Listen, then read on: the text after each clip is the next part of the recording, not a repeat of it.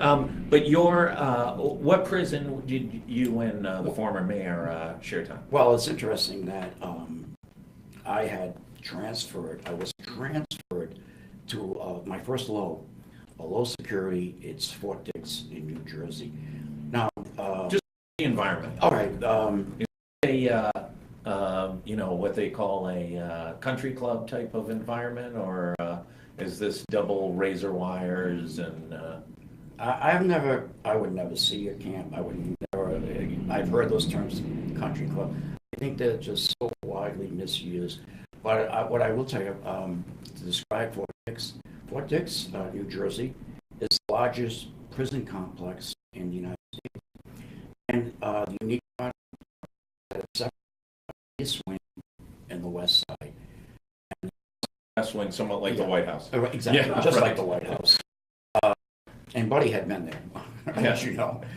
How many prisoners are in? There are 5,000 prisoners, 5,000. like 25 on this side, 500 on the other side. Now, when you arrive at Fort Dix, you're designated on the east side. You'll stay there until they profile you and do whatever they do in paperwork. And so now, 2 weeks. So you're either going to stay on the east side where you're at, or they're going to transfer you over. Like Stan. We were talking to Mike Stan, formerly of the Providence Journal, now journalism professor at the University of Connecticut. Right. Via letter? No, I made both letters with Mike and phone calls. Yeah. And Mike had finished his book, Prince of Providence. Yeah. It went on to be a bestseller.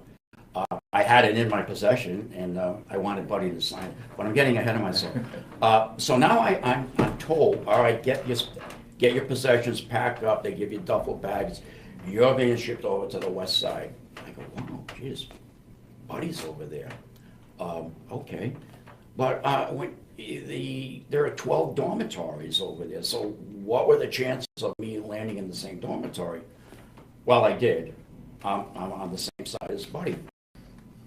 And I got there on a Friday, and the interesting thing, or the uniqueness about prison, is the highlight of the day is mail call, where you get your newspapers. In my case, I could afford magazines and newspapers, and plus your letters from home and different friends.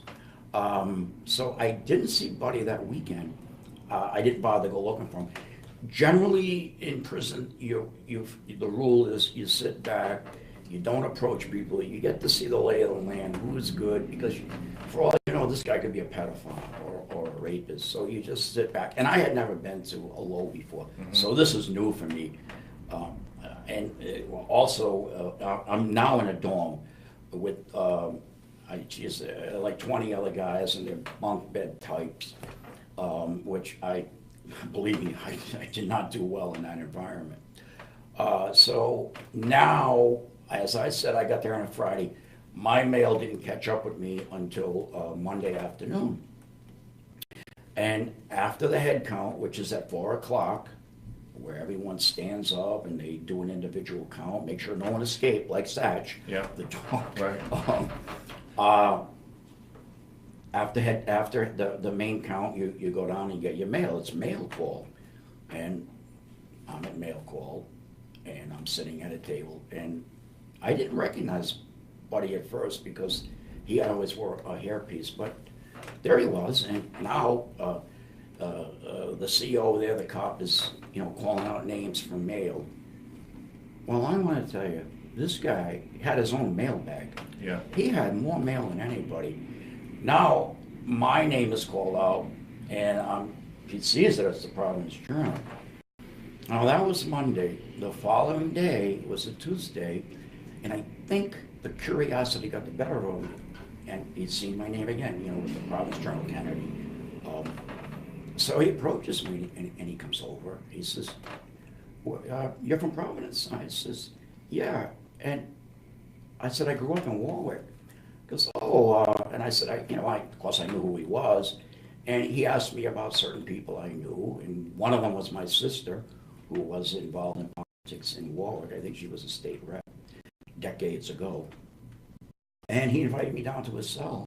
And he had, at the time, he had a two-man cell.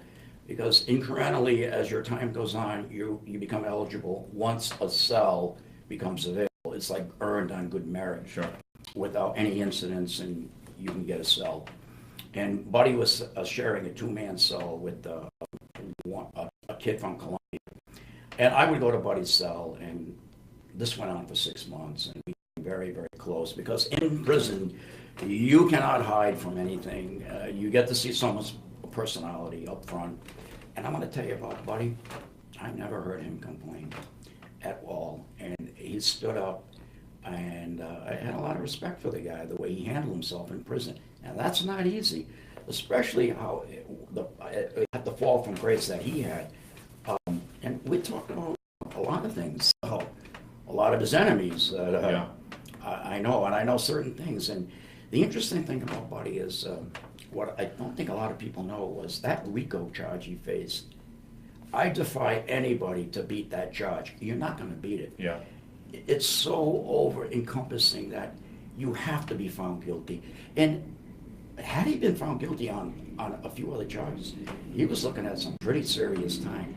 But he never gave anybody up. And from what my observation, he could have gave a lot of people up. And how long were you both in the West Wing of Fort Dix together? He, 6 months, Yeah. 7 months, and Buddy was, he got a halfway house. And I think it was April 1st, he was out of there. And then how much longer till you, Until my release and Yeah. I catch up with them. I guess it was another less than about 2 years. 2 years later? Yeah, because I was short. I was only, at the time, I was 17 months away from being released. But I got an interesting story about Buddy. He used to wear a windbreaker every day, and it's at Fort Dix, and he loved this jacket.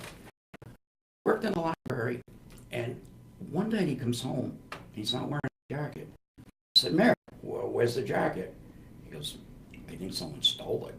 I don't think, I know someone stole it. Someone stole a jacket Someone in stole prison? Yeah, imagine that, someone Right. stealing something. Right. Now, he's bothered by it, and I said, man, I got this. The following day, he went out, he went to work. Now, I knew somebody in the laundry, and I said, give me a brand new jacket, size large, medium. And I got it. I got it from the guy in the laundry. Now, I put it on his bed, his bunk, and I also put on there a Stickum tag. And I said to Buddy, I hope you like the jacket, and you'll find stains on this jacket. He loved it. He absolutely loved it. He saved that little Stickum. But he understood my sarcasm. He leaves, you leave another year and a half, 2 years later. And where do you go? I finished up my time at Milan, Michigan. Okay. Complete zoo. There was nothing but, as Milan is sandwiched between Detroit and Chicago, and the whites are certainly a minority. There was a lot of black guys there. I know a lot of gang activity.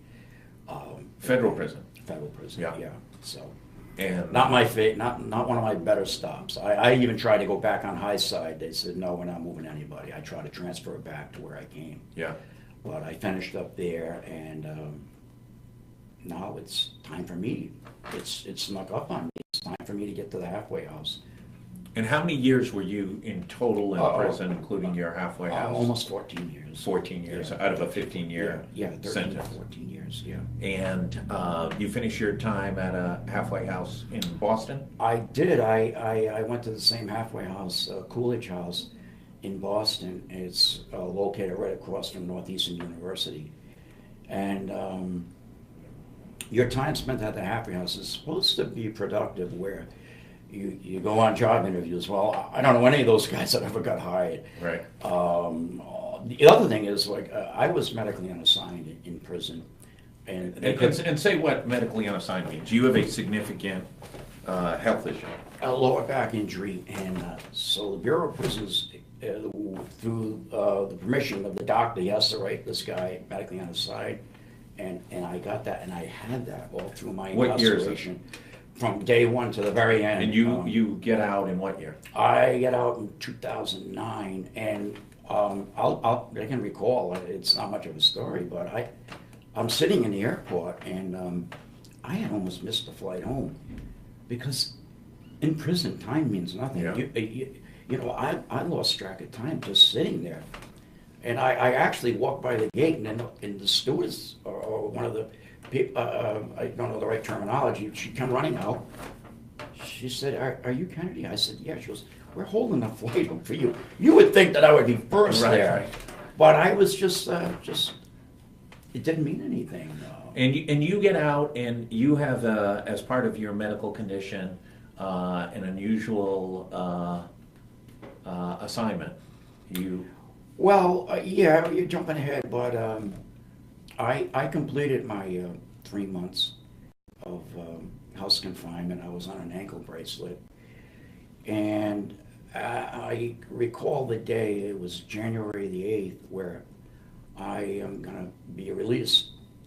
I drove myself to the Cape, where the Barnstable County Sheriff's Office was. They ran the ankle bracelet, the home confinement program. And the Barnstable County Sheriff says, now you drive directly to Providence and go report to your parole officer. And her name was Clara King, a great lady, really special. This is my first day, I'm reporting in, and now I'm there. And interestingly enough, but Clara wasn't there that day. Where's the parole office? It's at the federal courthouse, right here. Oh, right over here. Right over here. 2 blocks over. We're on Wade Bassett Street. It's a block down and a block over. So I go there and I report in. They says, okay, let's do some preliminary work on you. And he said, we're aware of your medical condition, so we're not asking you to go out and get a job. And he said, so let's talk about what you're on for medication.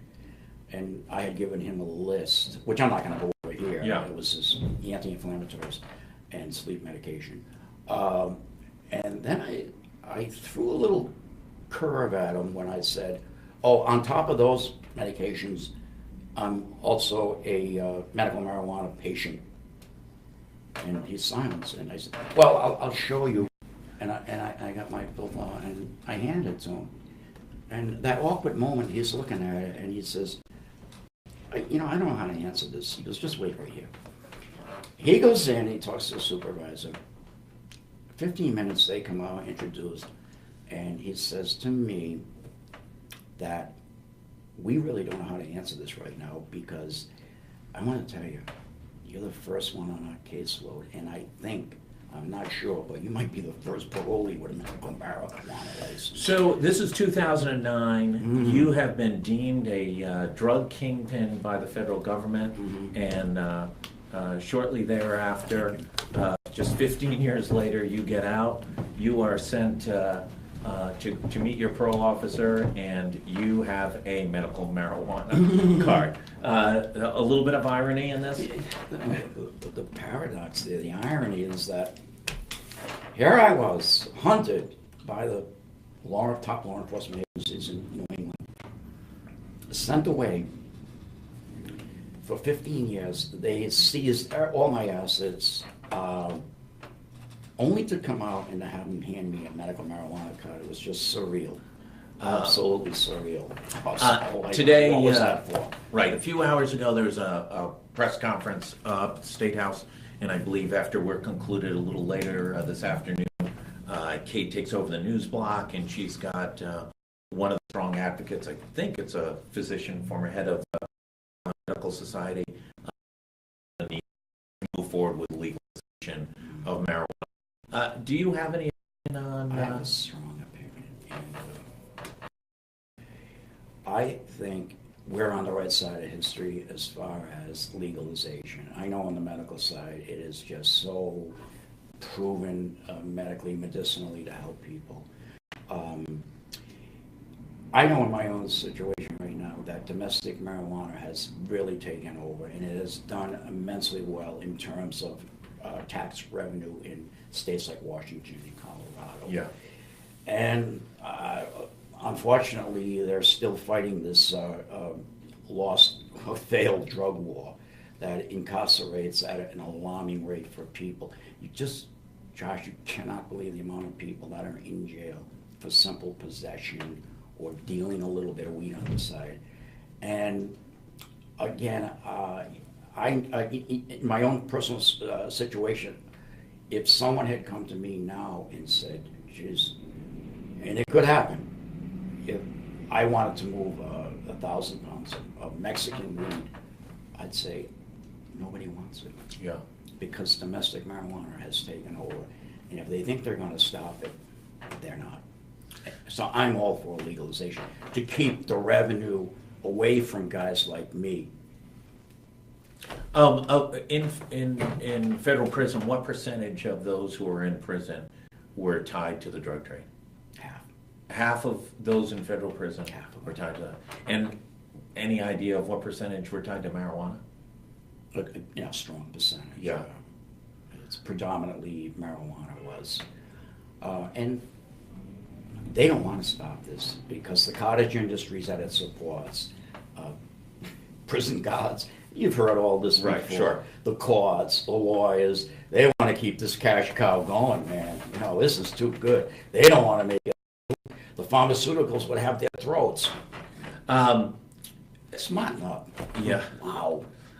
We've obviously had nearly a couple hours together having these conversations. Are there any other things you wanted to pass along to folks in this environment you want to get out to? You started off, I think, yesterday about, listen, elements of this that gets glorified, but you made a strong point of this is not a life you encourage anybody to take on. No, I as I said yesterday, we had a technical problem. I don't know how much that made out, but for someone looking at this broadcast and thinking that, this is a really great lifestyle, there's very few people that could pull it off.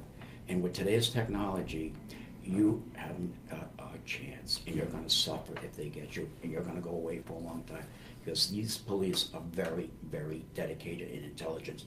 This is their job. If you think you're going to go head-to-head with them, you're not going to win. And stay away from that. And I think at some point in time, I would truly like to get behind a movement where I could talk to people, talk to children, high school people, and to keep them away from this lifestyle. Because you're either going to go away for a long time or you're going to get killed. Yeah. I mean, we obviously in Rhode Island and across the country are seeing the opiate addictions and the deaths that are coming from it. One of the young men that I coached played high school lacrosse for me, passed away about 9 months ago. Yeah. And, a great kid, great family, had a great job at a healthcare company, and got a shoulder injury, hooked, Yeah. and overdosed. Yeah. I want to thank you for taking. But before we go, I just want to reiterate the point that when I went away, nothing has changed. Yeah. The same people that I know who raise the family, who have children, have grandchildren, well, they're still smoking marijuana. Yeah. And they haven't changed. Yeah. They're not destructive. That's right. Thank you for all the